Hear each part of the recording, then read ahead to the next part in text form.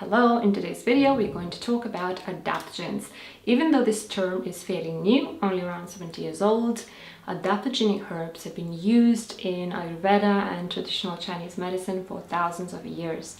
In order to be classified as an adaptogen, a herb must be safe, it must reduce your body's stress response, and it must help bring your body back into balance. They will not overstimulate or drain your energy like caffeine, but instead they will give you a lot of steady energy and stamina and strength.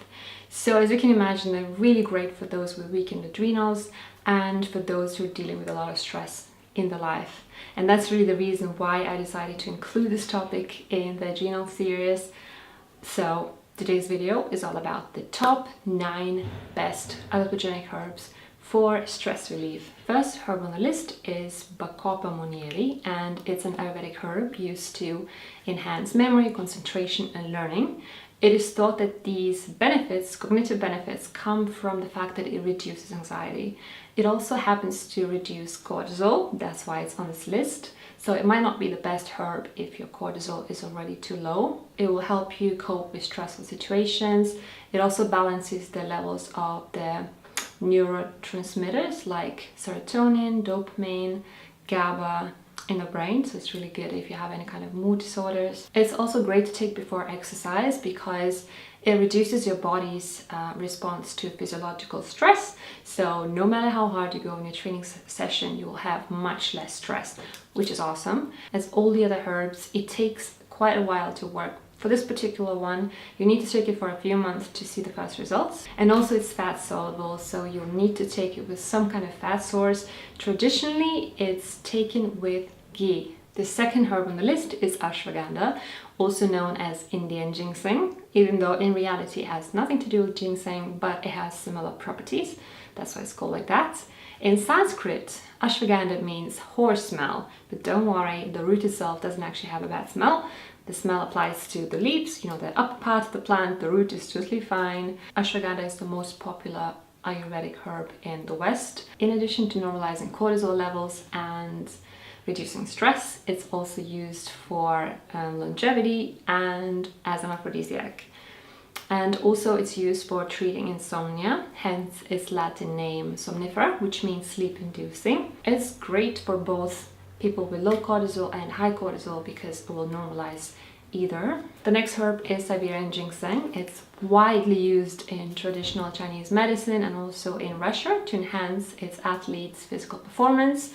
It's very gentle, supportive, so it's safe to use for long amounts of time. It's really great for those who have long-term stress in their life that they can't really get rid of. So things like night shifts, stressful jobs, long hours at work. It also helps you sleep better and increases endurance by a lot. In one study it was shown that Siberian ginseng can increase your time to exhaustion by 500%, which is incredible. It also fights fatigue, relieves depression, improves immune system. After the Chernobyl disaster, Russians were given Siberian ginseng in order to counteract the horrible effects of radiation. The fourth herb is holy basil, also known as tulsi. It's another Ayurvedic herb, one of the most respected herbs in Ayurveda, and it happens to be my favorite one. So it makes such a delicious, fragrant tea, and I really look forward to my tulsi tea almost every single afternoon. I love drinking it, and you really have to taste it because it's amazing. In Sanskrit, tulsi means the incomparable one, and that really illustrates how important and how respected this herb is in the ancient Ayurveda. It's very good at reducing fatigue, but without any kind of stimulating features like ginseng. And it does so by reducing stress levels, by reducing anxiety. Holy basil lowers cortisol, which makes it really not the best herb for those with low cortisol. But for those with high cortisol, it's probably the most effective remedy out of all. Next herb is maca, also known as Peruvian ginseng. It's a tuber, a root, grown in Peru, in South America. And it's widely used among the locals for mostly 3 reasons. 1, it supports thyroid function. 2, it supports adrenal health. And 3, it balances hormones in both women and men. It increases fertility and boosts libido. It increases the strength and endurance, which is probably the reason why those Inca warriors were so scary and fearless. So it's widely used by athletes to increase their performance in their workouts. And finally, it's really good at improving your moods. So if you have depression, it might be really helpful for you. And of course, it reduces stress. That's why it's in this list. Next herb is rhodiola, also known as the Arctic root. It's used in traditional Chinese medicine, and it was used widely in the ex-USSR. It was used for cosmonauts, military personnel, and sportsmen to increase their stamina, performance, strength. And the world really didn't know about that miracle herb until the Iron Curtain fell, and then everybody found out about it. And recently there have been a lot of scientific studies focusing on this herb because it's simply amazing. It helps reduce stress-related mental and physical fatigue. It's really good for anti-aging, it relieves anxiety, and it's especially good for recovering after prolonged physical or mental stress. It suppresses the production of cortisol, and it also increases the production of the proteins that protect the body from the stress-induced damage. But it's actually safe for both people with high cortisol and low cortisol because it kind of works like a thermostat. It knows what the body needs and gives the body whatever it needs. It might be a little bit stimulating, so it's always best to take it in the morning. Next herb is Asian ginseng. And it's probably the most well-known adaptogenic herb in the world. It's from Chinese traditional medicine, and its scientific name, Panax, means panacea or cure-all, because it works for so many different ailments. It improves mental performance due to the fact that it reduces fatigue, so it gives you much more energy. It's also very good at fighting depression. It reduces stress levels or increases your resistance to stress, but it's also phytoestrogen, which means that it's not the best thing if you have estrogen dominance. The next one is astragalus, a very well-known, one of the most fundamental herbs in traditional Chinese medicine.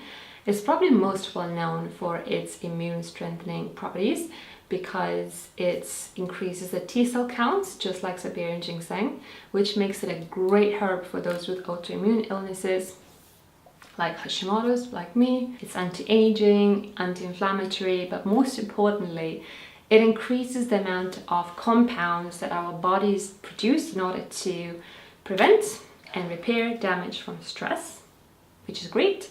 And it can even prevent cortisol from binding to the receptors in the body. So it can basically lower cortisol levels. So it's probably not the best thing to try if you have low cortisol. And the last but not least is a herb called schisandra. It's another traditional Chinese medicine herb.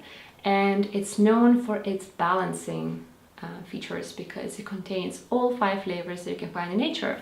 Spicy, salty, sweet, sour, and bitter. It strengthens your adrenals, so helps adrenal function, and it also supports the health of your liver. It improves physical and mental performance and energy levels. That's why athletes are all over this herb.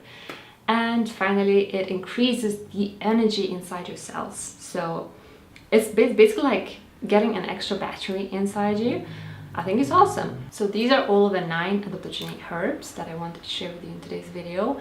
Just remember that some of these might not be safe if you are breastfeeding or pregnant. So before trying anything, definitely do your own research and make sure that it's safe for you to try. The herbs can be so incredibly helpful, and they've helped me so much along my healing journey. So I hope that you enjoyed learning about them from me today. There's only one video remaining now in the adrenal health series, so keep an eye out for that. It's going to be about the curious link between estrogen dominance, high histamine, and high cortisol. So keep an eye out for that, and I'll see you in the next one. Bye.